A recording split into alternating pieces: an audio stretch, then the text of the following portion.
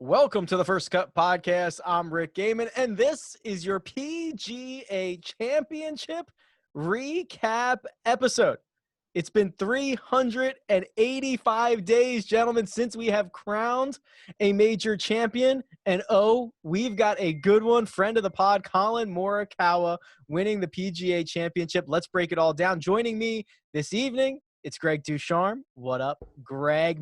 You're Major Greg now. It's major week. Yeah, this was something else. I mean, I couldn't keep track of all the action today. I don't even know where to start. I don't know what to say. This was absolutely nuts. What a Sunday. It was awesome.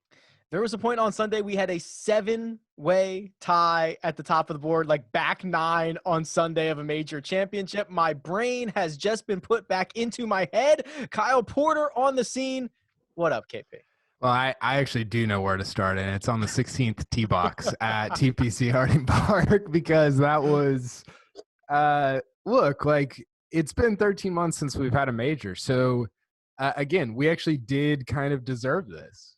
Yes. After a crappy 2020. We usually don't deserve it. We did deserve this, and we got it, and it was awesome. We earned it. Yeah, for sure. We absolutely earned it. What I want to do is bring in our segment of Driving the Tour, presented by Volvo. That shot on 16 by Collin Morikawa. You're watching it on YouTube right now, if you're watching us on the YouTube. Kyle, we'll start with you. I mean, this was the shot of the tournament. This was the shot of maybe probably Collin Morikawa's career at this point. He said he stepped up to the 16th tee, thinking back to the 14th at Muirfield Village just a few weeks ago when he drives the green there and he hits a dart to 7 feet and, oh, by the way, rolls in the putt for eagle. I mean, it was – I didn't think that JT's like low cutter from earlier in the week on 16 was going to be topped, and it was just flushed. I mean, it was so flushed. I got a quote here. I think he did a couple different interviews afterwards, and he said, I'll read you one of them. He said, "We got to 16. My caddy asked me what I wanted to do. I'm sure it was a split between hitting iron and going for it. And then why not hit a great driver? Why not hit that little left to right shot with the wind helping off the left? I just needed that one bounce to go forward, and it did. And those are the shots that you've got to take opportunities, and that's what really separated me. No, never lay up, first of all. And, I mean, I sort of – and Spieth alluded to this – I did not mean to do that. I 254 into the PGA Championship recap. Jordan Spieth played basically with a marker, and we got him in the first 3 minutes of the PGA Championship. I normally am like meaning to do it. I did not mean to that time. He talked about it early in the day, and we talked about this on HQ, Rick, about how somebody's going to shoot 30 on the back. The pins are gettable. Yeah. And then Morikawa goes out and shoots 31 on the back. He could have shot at 29 on the back. I mean, the last 2 holes, he left it short on 17 and then burned the edge on 18. He could have shot 62 today, like easily shot 62 on those last 2 holes. Don't forget about 15. 15, he had a great look too and left it short right in the jar. That's right. So I don't even know. I'm just spewing words about Collin Morikawa right now, but the shot on 16 is all time. I mean, he'll remember that shot for the rest of his life. It's the shot of the year because it's the only major championship of the season. And we were talking about this before we went on, probably PGA Tour Player of the Year. Going to the U.S. Open last year, he's ranked 780th in the world. And now he's probably going to be the PGA Tour Player of the Year. It's unbelievable, Greg. He had so many great quotes after this thing. He said the plan all week long was to never hit driver there. He said, but when he got up to the tee and he was thinking back to that shot at Muirfield Village, and the numbers came in, I forget what they were, 274 to the front, 291 to the pin or something. And he said, like, good thing I don't hit it 330 because that's just an easy driver for me. And I think the big takeaway for me, okay, he's, 23 years old? Yes. And he told us this on the First Cut pod. He has said it in every single interview, and he has backed it up.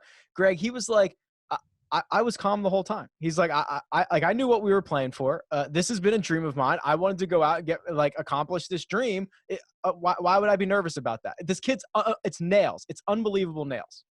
every single time he gets an opportunity like this, he seems to shine through. I mean, yeah, he gets beat sometimes. Sometimes it doesn't go his way. He misses a short putt at the Charles Schwab Challenge. But this kid shows up, and his swing never changes. And it is the most reliable swing that I can remember. And that even surpasses Tiger.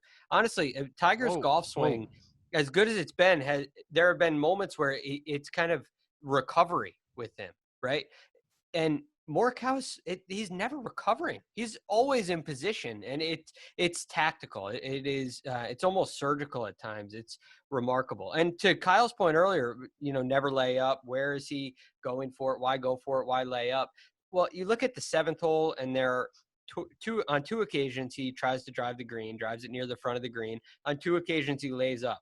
Right? It tells you that he is making these decisions for strategy purposes, and he gets to 16 and has the right number in there and says, hey, why not? Why not me? Let's take a chance at it. He did it at Muirfield Village too on 14.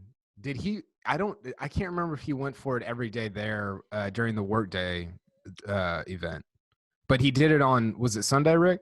It was on Sunday, yes. And it was also, I actually think that it was that shot on Sunday where he went for the drivable par 4, and then also earlier in the day on 5 where he hit that 5 wood on the par 5 to 3 feet. I mean, he's an assassin. He's an assassin. Sorry. Go ahead, Greg. I thought that was a really good point by you. Well, you bring up he hits remarkable shots all over the place. And sometimes they work and turn into great eagles and birdies like we saw today. But there are other shots today, like the shot he hit on 8, which was another 5 wood, which ended up probably 40 feet away. But it's so close to climbing up that ridge and getting within 10 feet. And it ends up 40 feet away. But how many players like Cameron Champ and Tiger, how many players end up in that front right bunker? And then you go to number 9, and it's another one of the toughest holes of the day. And he attacks that back right hole location, and he's got 8 feet for birdie. Now, I thought at the beginning of the day that this tournament was at the beginning of the week too. I thought it was really going to benefit bombers, really long hitters, because you can turn these really hard holes into easy holes with one shot. And Collin Morikawa turned these holes into easy holes with his second shot, which is a little bit more rare and extremely impressive. I was blown away by his round today. Let's talk about the rise a little bit. Kyle alludes to this where, the guy's played 28 events that are counting for his official world golf ranking. He's going to wake up tomorrow as the number 5 ranked player in the world, which is absolutely insane. He went pro 14 months ago, KP. He's won an alternate field event. Then he shut us up by winning a regular PGA Tour event. And then he shut us up again by winning a major. Not saying we were not expecting it, but it's just I wasn't talking a lot of trash about it. No, I think this podcast has been, I believe, comparing him to Ben Hogan for the last year. So I just mean there is no, you cannot not love this kid. He has just this natural progression to now a top 5 player in the world. And now I'm thinking I joke about this in the group chat, but maybe he's the guy who's going to win 25 times in the next decade. He's unreal. There's only so many tournaments to be played. We've already earmarked 50 of them for 2 I know. I had a conversation. I remember I was on the media bus with Sean Martin of PGAtour.com at the U.S. Open at Pebble last year. And we were, hollering about, he's deep in the amateur game. So we were hollering about Wolf and Hovland and Morikawa, because that was kind of what everybody was talking about at the time. Justin Suh as well from USC. And then Brandon Wu played great at that US Open. So there was a bunch of amateur stuff going on. And I remember I was yelling about Hovland and Wolf, obviously. And he's like, wait a second. He's like, Morikawa's a stud.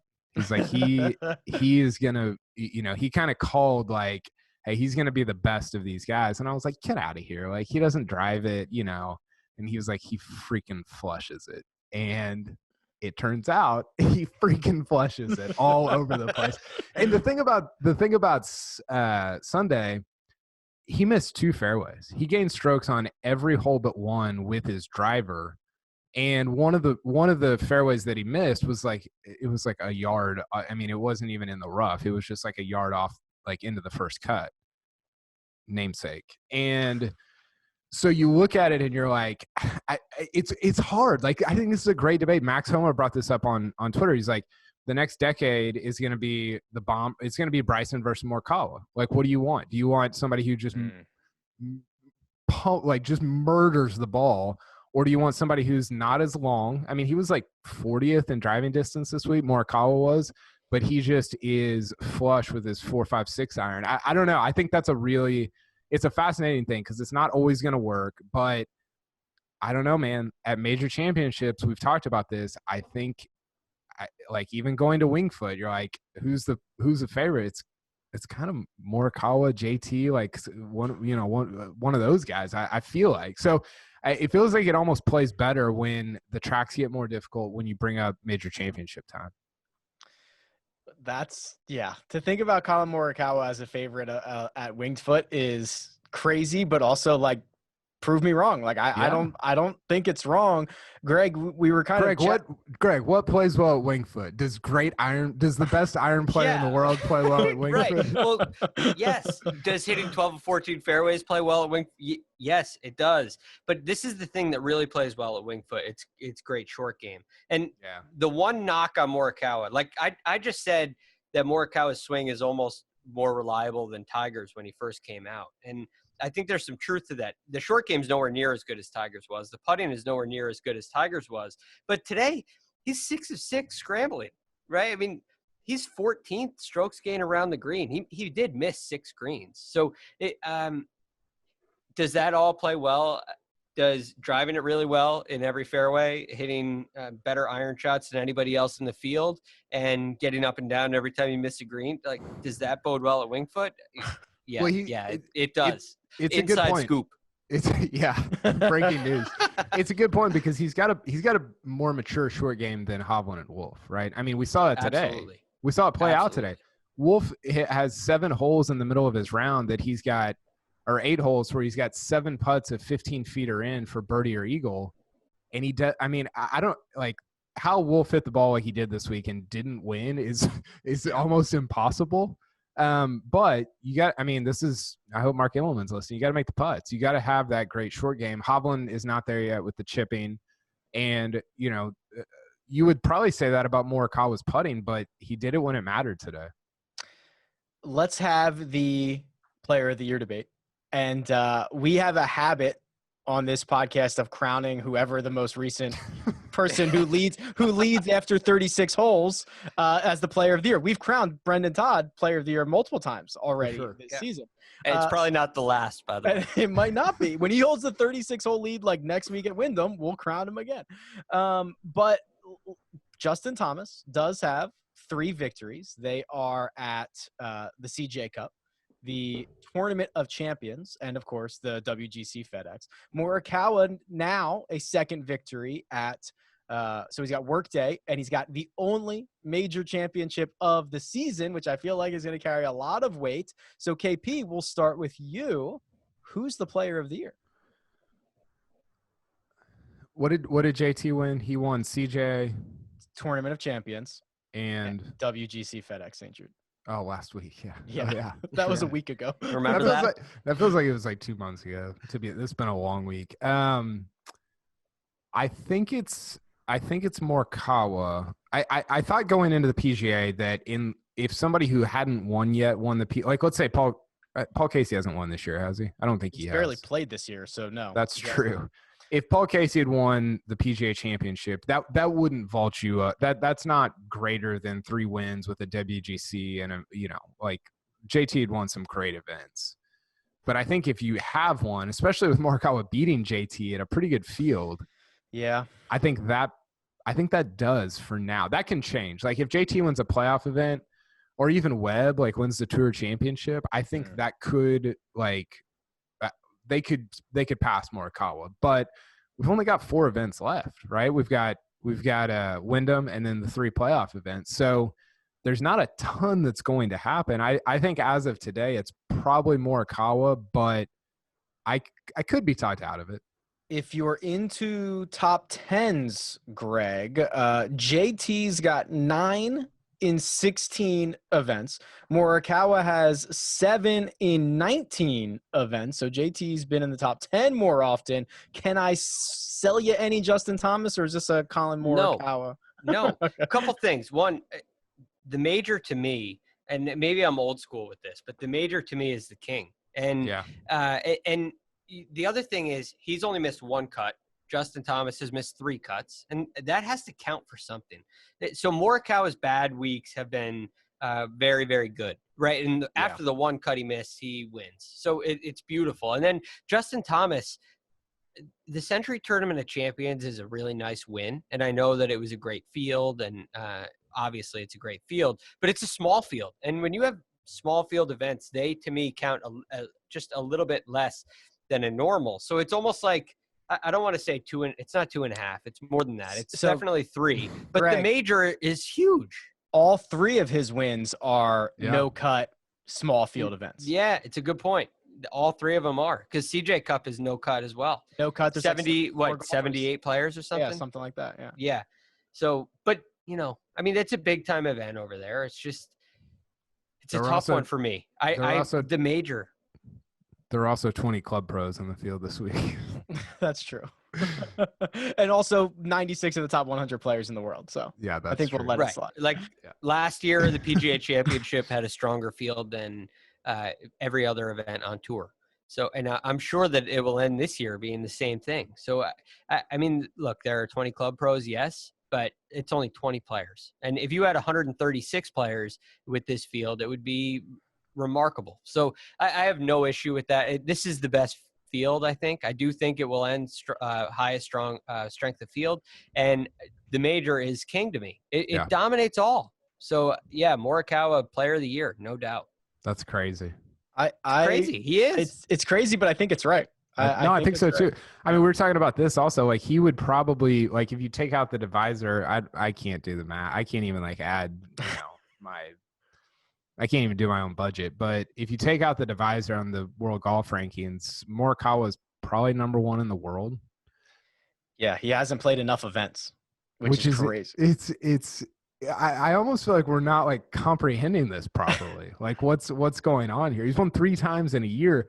So 2 things on Morikawa. One, I hope and this goes to what Greg was talking about. The swing is so good. Just don't chase distance, right? Don't.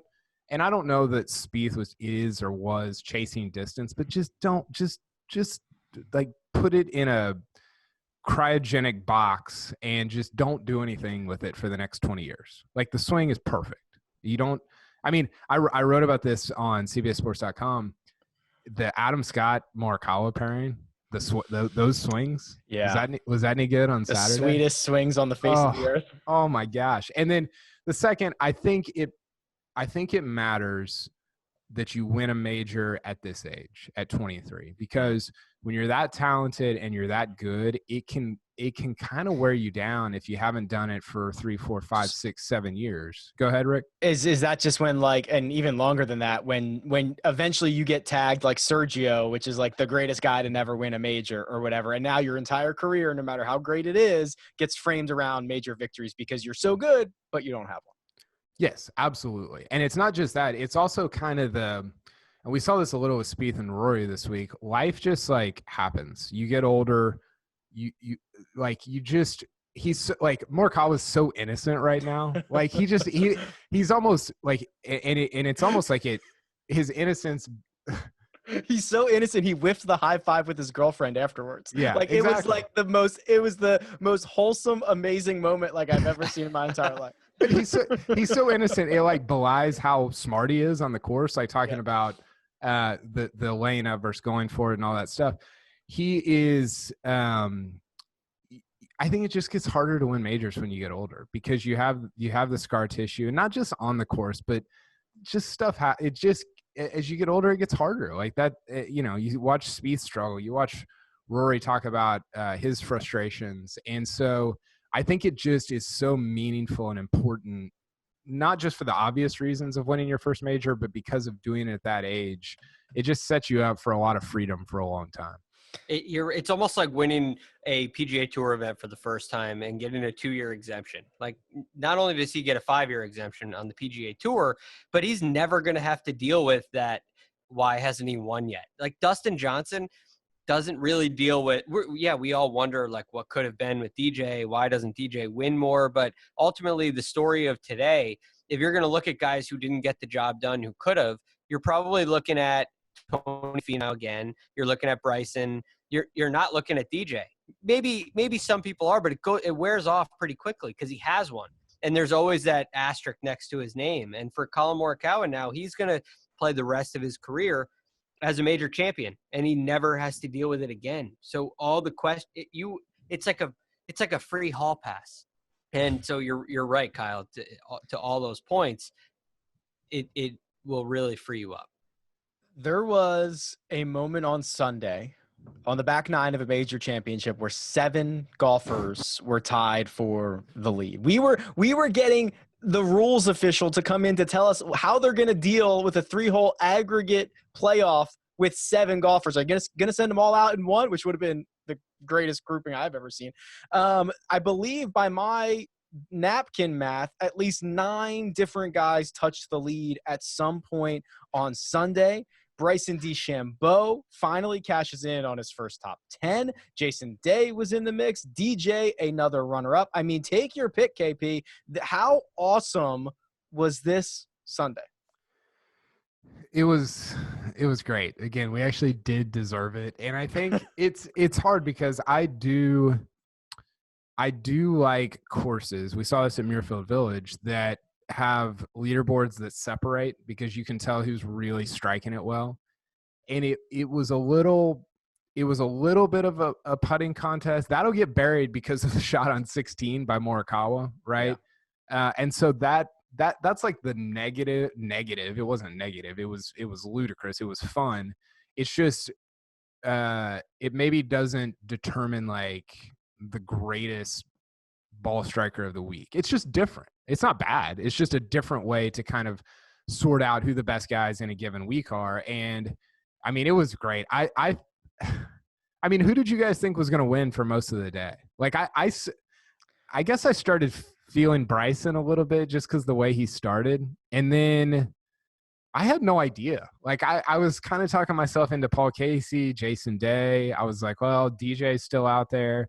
The DJ thing, I don't know. It was kind of disappointing. Like he just didn't. It was. He never. He was kind of in neutral, and it was a little bit like a Rory round where you're just like waiting for him to like get going, and he just never did. And I don't know that you can be disappointed when Morikawa goes 65, 64 on the weekend to beat you, but I wanted more out of him. Like No Lineup tweeted this, but they're like, hey, bag 9, you're tied, DJ, time to go get it. And he didn't. Like he didn't go get it.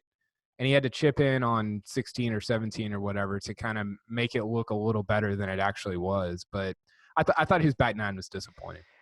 Yeah. So in the moment, Greg, and I'd be interested to hear your thoughts on this. In the moment, I was waiting for DJ, and I thought he has holes in hand. And when you have holes in hand and everyone else in front of you is making birdies, and Wolf went on that, he was probably 6 or 7 holes ahead of everybody.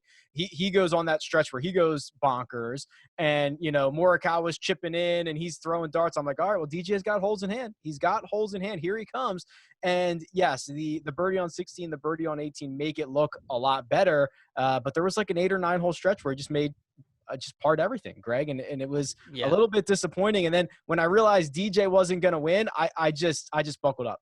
Brooks was out of it. He was my pick to win. He had ejected himself already by that point, and I was just along for the ride. I couldn't agree more with you. We talked about this on HQ too. Like, what is it going to take to get the job done today? And at the time, it was around 6 o'clock or so. And everybody's in the mix, and you have no clue.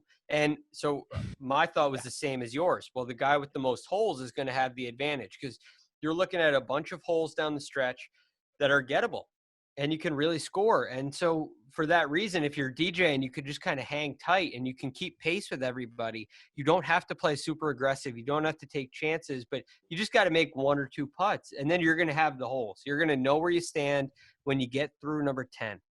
And when DJ hit the ball in the bunker on number 10 to the left with a 7-iron, that was a bad one, right? Because now all of a sudden you got to take one of these difficult holes like 11, which played difficult with a tucked pin, 12, 13, 14 were some of the toughest holes all week. Now you have to make something happen on those just to kind of keep pace, just to allow the final 3 holes, if you do something like he did, to make that be worth something. And it ends up not being worth it.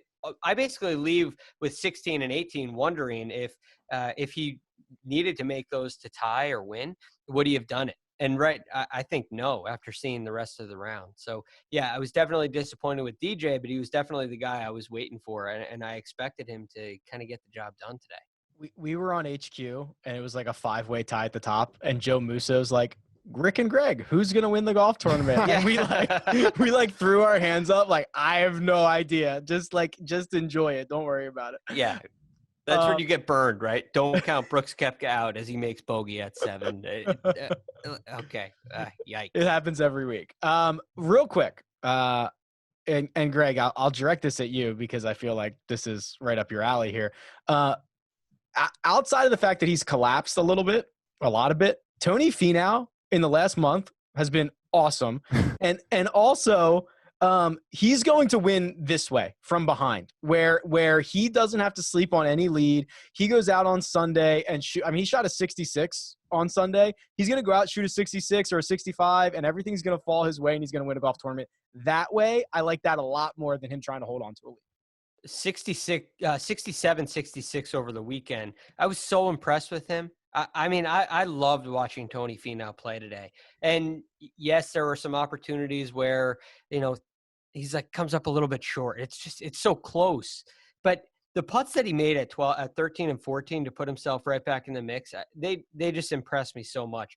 And he gets out to that start with Bryson and watches Bryson bomb it down the right-hand side and have 53 yards in. And Tony sticks to his game plan.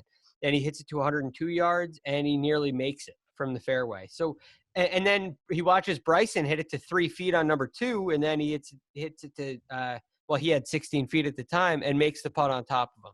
So I was just really impressed with Tony in moments today where they're kind of turning point moments, where in the past we've seen him go the other way and fail. And today he stepped up, and unfortunately he just got beat. But I loved what I saw from Tony Finau. I have been adamant that we do not need fans. I would like to go without fans for as long as possible. KP, I think you share in some of these thoughts.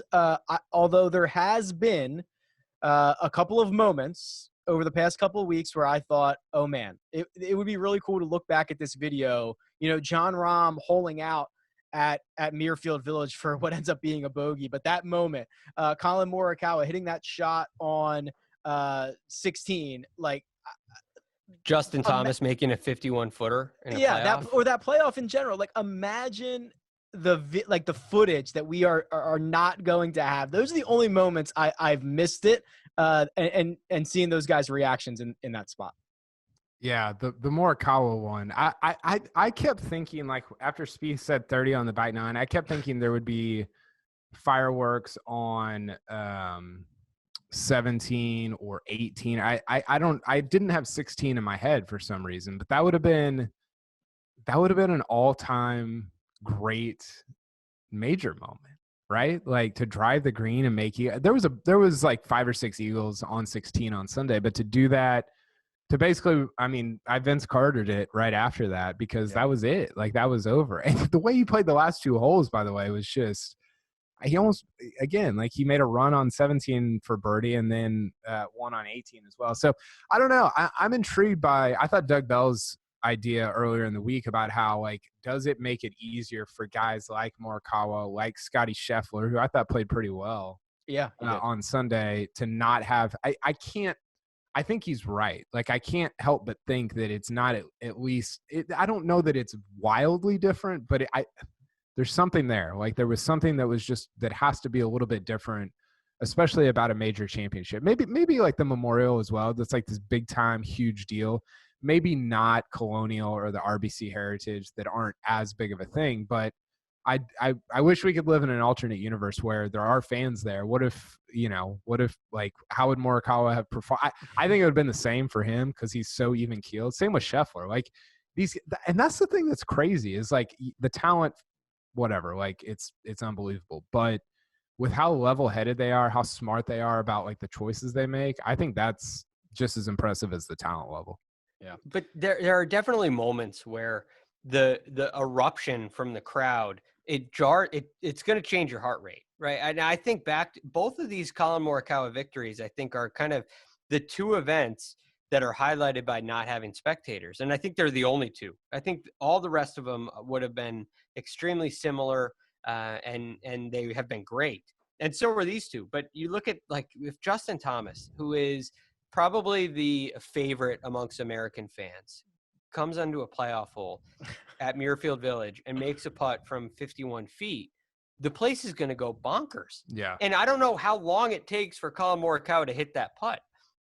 I don't know how long it takes for the fans to settle down, but I know his heart rate is changing after the eruption than when it happens. Now, look, I'm not taking anything away from him because he did exactly what he had to do. So you can't really play the what if game, but I know that it would have been a completely different atmosphere.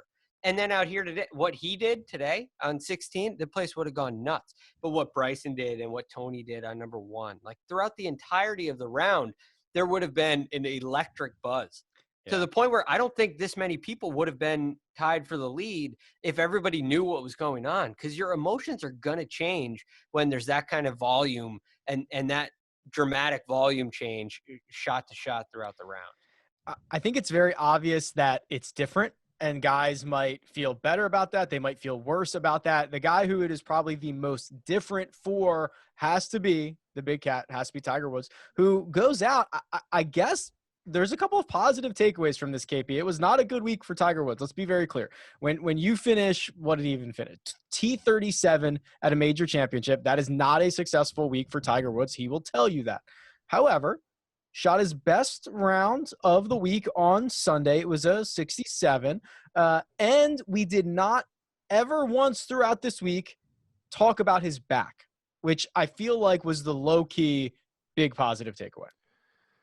What would you have said if I would have told you that him and Brooks would almost be tied on Sunday night? If I would have said that yesterday, with that, I wouldn't. I'd be passed out, somewhere in the alley right now because I assume they went like 1-2 in a playoff or whatever. Tiger went out in 27. Yeah, like no, I think you're right about the back, and we got a new phrase out of him on Sunday. He said, "I made sure to stay." What did he say? I made sure to stay layered up. I think is that what he said? Yeah, I have my layers on, which was pretty funny.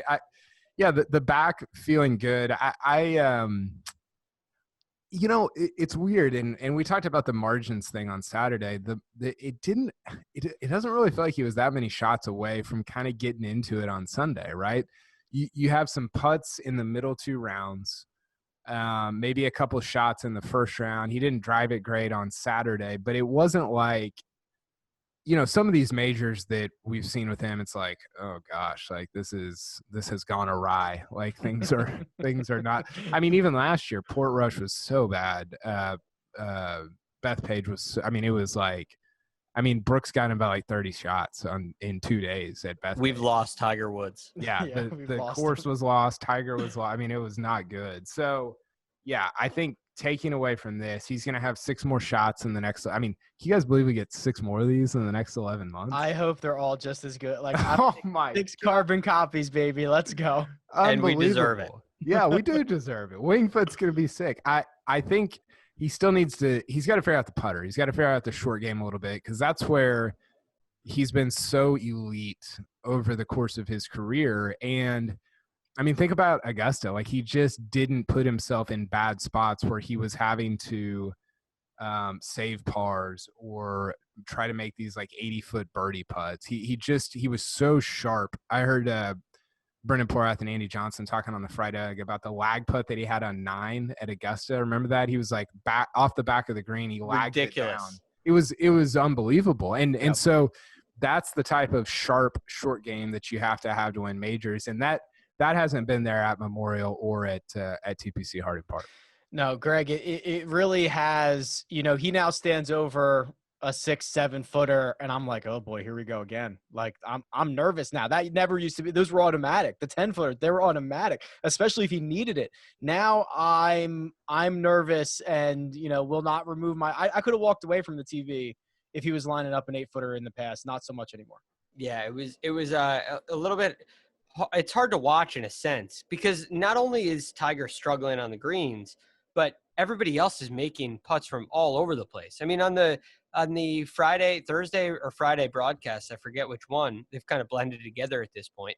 David Duval is like beside himself with how many 40 and 50 footers are going in. He can't believe it. He doesn't know what else to talk about. Yeah. And Tiger's missing 8 footers. And it just, it's putting such a damper on the experience. But there are a couple of positives to take away. One, it's a rep. And a rep is very important. And it seems quite likely that we're going to get another rep after just 1 week off. And so that gives you something to build on, gives you something to build towards. And we may see a little bit of an improvement. And then you get another rep the next week, and we may get even a little bit more of an improvement. Reps for Tiger mean that's how he learns how to adjust. That's how he's going to understand how to make adjustments mid-round. When you play at your home club in Florida every single day, or not even every day, you play when you want. You play when the weather is good. You play at the exact same time every day. The schedule is the same.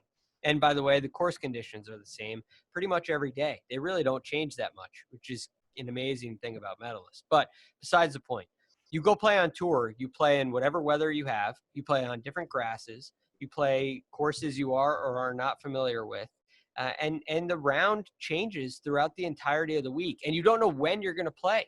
So the whole schedule changes, and all it takes for Tiger to kind of circumvent those issues is reps. You just need a little bit of, you need to be used to it, which is nothing against him. So I think that's the biggest positive of the week is he's healthy, which means we're going to get reps kind of in a bunch here. Rick, who was your, out of the top guys, or did you still want to talk about Tiger? I had a quick question. We don't have to talk about Tiger. That's fine. Out of the top guys on this board, who was the one that on Sunday just you look at and you're like, that was impressive. Like he didn't win, like aside from Morikawa, like this guy didn't win, but man, that was legit. 2 parts. Paul Casey finally putts. Like when Paul Casey putts, it's scary. Like his swing looked great. Yeah, he's from tee to green, one of the best to ever do it, and just cannot putt to save his life. So to see him actually roll some in, I thought was pretty cool. But yeah, it's probably Tony Finau. I love Finau. I think in the first 3 holes, both him and Brooks went. I think they both went birdie par or something like that. And I'm like, Bryson. oh my. Or Bryson, sorry, that's what I meant. Definitely not Brooks. No. And I was like, oh my God, these two are going to do this thing where they feed off one another. Bryson is doing the full-on weightlifter, huff and puff, bomb it as far as he can, and Tony Finau's walking past his drive every single time. Like it's like I was very impressed with Finau, and I feel like. It's been a month. It's been a month. He's played great, but I like this Finau in chase mode. I tweeted this, but I wanted Finau to show Bryson what like authentic, like natural power looks like, and for Bryson to show up at Wingfoot looking like, just 3 spins easily, like just over 3 bills on the scale. Just trying to, my favorite tweet of the whole day was Robbie Callan, who used to work at CBS. He said, I love it when Tony Finau like check swings and it's like within a foot of Bryson's drive after he does this like weightlifting thing. Oh, it was the whole thing was great. Like they were a really fun, interesting duo, I thought, to kind of play off each other on Sunday. Yeah, it was awesome. Quickly, Greg, we're going to get to a break here in a second, but we got to talk about Brooks. And there's not much to talk about.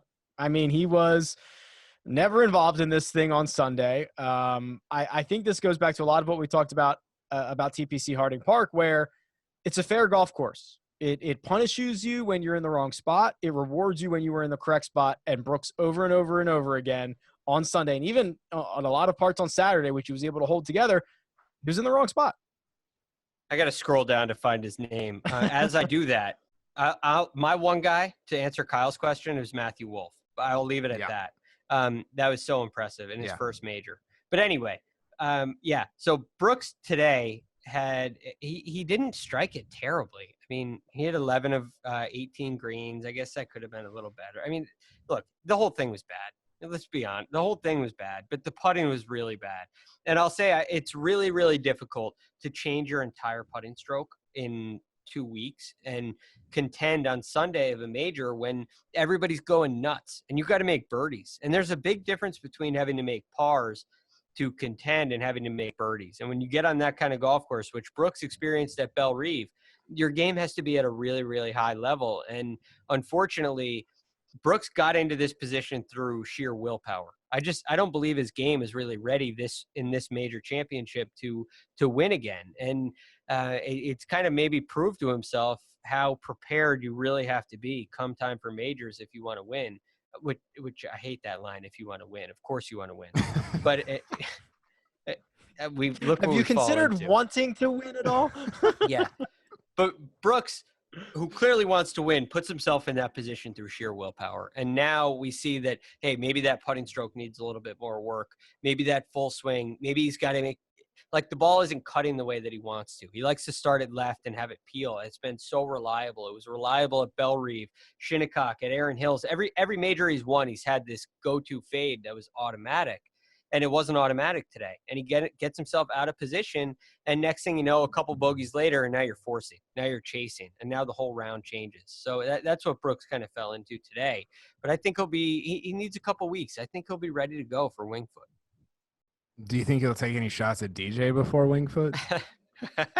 My God. So did you think that was a real shot? What did he say? DJ, I guess DJ has one, but nobody else has really won one. It wasn't like, I mean, trust me, we blow things out of proportion on Twitter or whatever, but the broader point was he like went out of his way to do it. Like, it wasn't like he got teed up on DJ or something. He basically just like starts going after it multiple times in different interviews. And you're like, wait a second. Like, I don't really understand. I think one of the problems for Brooks on Sunday, and I said this on HQ, or I might have tweeted, I don't know. There's a lot going on.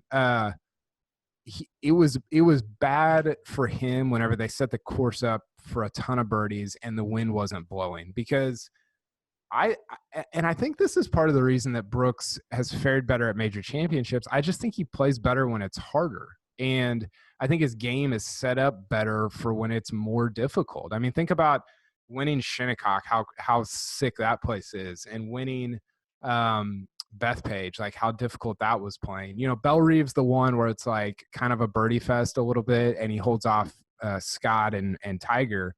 But I feel like the second Spieth said, hey, 30s on the back nine, I was like, oh, that's not great for Brooks, because I don't think that's the game that he wants to be. He doesn't want to be messing with guys like Cam Champ rolling in like 40 footers on these like flat greens. Like that's not his deal. And I didn't think he was going to shoot 74, but I got a little concerned about it going in.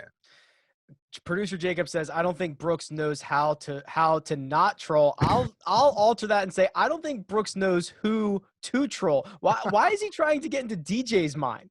That seems like a waste of time and energy. If you throw one little jab at Bryson, you're probably in. Like, you are living rent free, homie. DJ doesn't care. Like, that doesn't work on him. So I think he just needs to fix. Do you think did DJ even know what was said? Well, yeah, because there was an interview where he was like, well, I got one or whatever. Like, he acknowledged it later, but like, he doesn't care. No. There was some great like Twitter stuff about this on Sunday morning where, and this has been said before, but like, Brooks wants to give as few craps as DJ does. And he wants you to know that he wants to give that little, like, he wants to care that little. And DJ actually is what I think Brooks is like trying to be. Yeah, it's probably fair. All right, boys, we got to do a little odds and ends, little one and done, and look ahead to the Wyndham Championship. But first, we're going to take a quick break and hear a word from our partners. And we're back. All right. Mark and Kyle in the matchups pool. Both go 6-3, but through our tiebreaker, Kyle Porter, give him the belt, wins the matchups 6-3, but you had Decky and DJ who were dogs. So you win the tiebreaker over Mark, and you get to take your victory lap right now. When Hideki got within like 2 strokes on Saturday, I was like, I legit thought Hideki missed the cut. I had no idea he was still in the tournament. And he kind of mixed it up on the weekend. So who was the matchup with Hideki? I don't even remember. I think Webb, right? It was with Webb, correct. Okay. And then DJ was with Brooks? Rory? Rahm. Mm-hmm. Rahm had a good Sunday. He shot 31 on the back. He did indeed, which moved him into 13th place ahead of Brooks Koepka. I only know that because he was my default one-and-done pick because I had no one left to run out there, so I ran out Rahm. Greg, you ran out Brooks Koepka along with Kyle, along with Mark Immelman, along with producer Jacob. Look at this. Everybody rolling out Brooks. But Greg, even though you are disappointed with his 69,500 points, you still retain the lead at 4.8 million. So you can now take your when are we going till, Jacob? Tour Championship or the week before? We'll go to he doesn't. He has no idea. You don't know. This entire season is moot anyway. So when are we going to? I say You're we'll the go to Tour asterisk. Championship, and yeah, we'll go to it, and you could set a set amount of points to wager. Love it. This is like Jeopardy. Like Jeopardy, Final Jeopardy. Wow. Since there's no technical money at stake for the Tour Championship. Correct. It's only yeah, and it's the we have handicap starts as well. So Right. So instead of someone just winning $15 million. Let me tell you, I might not have anybody who's going to qualify for the Tour Championship left. So Well, I mean, there's 30 players in the Tour Championship. I don't think we've had 30 events in the one and done. Yeah, Rick. That's about we had like 3 or 4 months off. Where did all your guys go? What happened? I used Justin Rose like Torrey Pines. I thought I was the smartest guy around. He missed the cut by like 8. Yeah, I know. Trust me, I know. Yeah. But Greg, you're up 1.2 million, so you've got a pretty strong lead on this. What's your strategy for the final couple events here? Well, I mean, for me, it's just picking who I think's gonna. I got like guys everybody picking guys that want to win. Is Greg's strategy. Right. Yeah, guys who really want it. I think I still got Webb for this week. I've been saving Webb. I think I gotta take a clutch. look. I think I got Webb for this week. I mean, look, I don't know what happened, Rick, but I have a lot of ammo in the tank. It's just a matter of like I still have Rory. I got DJ. I got some. How are we losing to you? Well, yeah, I think we should roll this over to next year, like the Ryder Cup points, and like just keep going through guys through next season as well, to where we get to next year's Open Championship, and you're having to take like Scott Stallings. Is Ryo Ishikawa in the field this year or no? I think Rio's due. Yeah, he's definitely. I actually don't hate the idea. Make it a marathon. That would be awesome. It definitely changes the strategy. Maybe we go on a 2-year cycle next year. But this one, Mark would be not pleased with that choice. Changing the rules mid-season is not something that I think Mark would love. All right, let's talk Wyndham Championship. So this is our final regular season event. This is essentially the Webb Simpson Open, right? I mean, this is like you've been saving Webb for a reason. Yeah, if it's not Webb, it's Brandt Snedeker. I mean, both these are the guys this week. I'm not sure about Brandt; he hasn't been playing great, but this is the kind of place where you come back and randomly shoot a 59, right? So this is going to be a fun week. It's for Webb Simpson to play this event every year. It speaks to how special it is to him, and I think it's really cool because. Like last week, he played 6 events in a row, and this one's right in the middle. And it's like a very clear week off in the schedule. Last year it was anyway. I know this year is very different, but it's still this year. It's a very clear week off for the big names. And to get a Webb Simpson to go back there every year is really cool. And then the other thing is, my favorite thing about this event is the FedEx Cup race, right? Where's everybody stand in the FedEx Cup? It's the first time where the FedEx Cup points and the projected points and all the things that they show throughout the year, you actually feel like they mean something. Are we going to get into the playoffs? So hey, those FedEx cool Cup event. points mean something every single week of the year, Greg. I know they do, but you don't. It's so hard. It's like watching a baseball game in week 3, right, or the third game of the year. It means something, of course, but it's hard to put into context how much it means. And when you get to Wyndham and you see a guy who's going from 125th to 127th in the project because they missed a 8-foot putt or made an eagle putt, now all of a sudden it's okay, wow, now he's in, now he's out, and there's real drama, and it becomes much more real. So that's one of the reasons why it's a really cool week for me.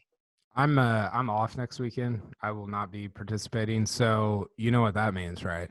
Jordan Spieth's going to win. Spieth by 3. Jordan Spieth in the field. Patrick Reed in the field. Brooks Koepka in the field. Am I reading this right? Brooks Koepka. Yeah, Justin Rose. Webb Simpson, obviously. Wow, this is pretty stacked. Okay, KP, do you know who won this last year? Because I would have gotten this wrong. Poston, right? Yeah, JT Poston. That's the one I can never remember when I play the game. Like, oh, who won? Whatever. So you can go like different years, different events. Well, usually I go back, so I would have to start at I want to start right now, and I want to go back like in time and try to see how many events I could do. Like that's the way my brain works. Okay, so you'd have to do them in order. Yeah, right. So I'd have to see how far I can go back. But Who won then the 2020 PGA Championship? Oh, that one's easy. Morikawa. I got that one. I forgot who won the Memphis event last week. yeah. So you would have blasted one event, but no, but there are always a few every year that I'm like I get stuck on the same spot, and this was one of them. Yeah. So it's a web week. We've got great course history, Greg. You and we're going to be breaking this whole thing down for DFS and betting purposes. So keep an eye out for that, gentlemen. Congratulations, you made it through your first major championship week of 2020. We're going to miss you next week, KP. One last thing. How good is Morikawa going to be in the Ryder Cup? So good. Oh, I can't wait. I want to play the Ryder Cup every year. That would be my change to golf. Whenever Rick is king of golf or czar or whatever we're doing, just as your court jester, can I make that a rule? We play the Ryder Cup every year. I got that for you. No problem. Okay, thank you. That's Kyle Porter. You can find him at Kyle Porter CBS. Greg DuCharme, thank you very much. You can find Greg at The Real GFD. You can find me at Rick Run Good. This has been The First Cut. We'll catch you next time.